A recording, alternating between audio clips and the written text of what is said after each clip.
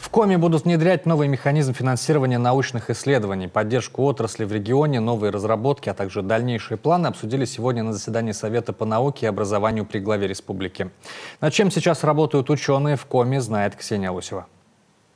Биокомпоненты дизельного топлива, сорбенты для ликвидации последствий нефтеразливов и новые препараты для повышения урожайности. Сегодня наука выходит из стен институтов и лабораторий и становится ближе к человеку. В приоритете разработки, которые могут качественно повысить уровень жизни в регионе. Что важно, сведя к минимуму при этом воздействие на экологию. В арсенале наших ученых немало интересных проектов. Так, например, в УГТУ сейчас исследуют возможность получения из ярикской нефти высокомаржинальных продуктов.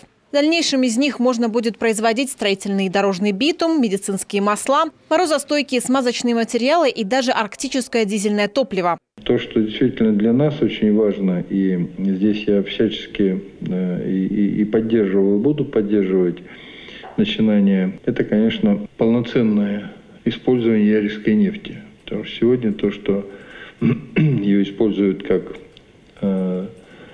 сжигание ассигнации, это, конечно, совершенно неправильная история. И если мы ее повернем в другую сторону, я думаю, что мы при нашем общем желании и движении это сделаем. Если все получится, вывести на проектную мощность производство получится уже в 2026 году. Сейчас ученые готовят 20 тысяч тонн нефти к отправке на завод-партнер. Также активно в Коми занимаются и вопросом здоровья и сбережения населения. Суровые северные условия испытывают организм человека на прочность. Институт физиологии Коми научного центра работает над технологическими проектами по питанию и медицинским технологиям в рамках развития арктического медицинского кластера. Патология сердца, дислепидемия и вещи, связанные с нарушением сердечной деятельности и сосудистой деятельности. Наш институт достаточно имеет высокие позиции в международном публикационном плане и хорошие наработки в этой части. Как фактор риска и как фактор обеспечения здорового человека – это питание. Продукты питания, вообще все, что касается не диетологии, а нутрициологии. Потому что мы говорим о здоровом человеке в первую очередь, а это нутрициология. И элементом этого является создание новых умных продуктов с улучшенными заданными свойствами.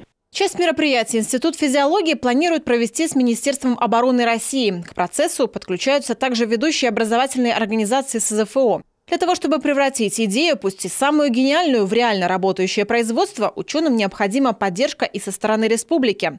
Так, с этого года в Коми будут внедрять новый механизм финансирования научных исследований. Грант правительства республики будет выдаваться на реализацию особо значимых для научных, научно-технических и инновационных проектов. Максимальная сумма гранта 3,6 миллионов и планируется предоставлять по одному гранту в год. Считаем, что такой подход позволит все-таки усилить это направление и привлечь новые разработки для развития нашей республики.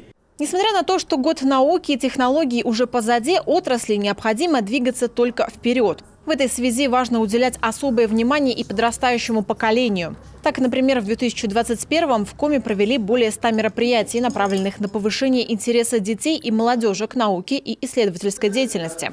Ксения Лосева, Олег Юшков, телеканал Юркан.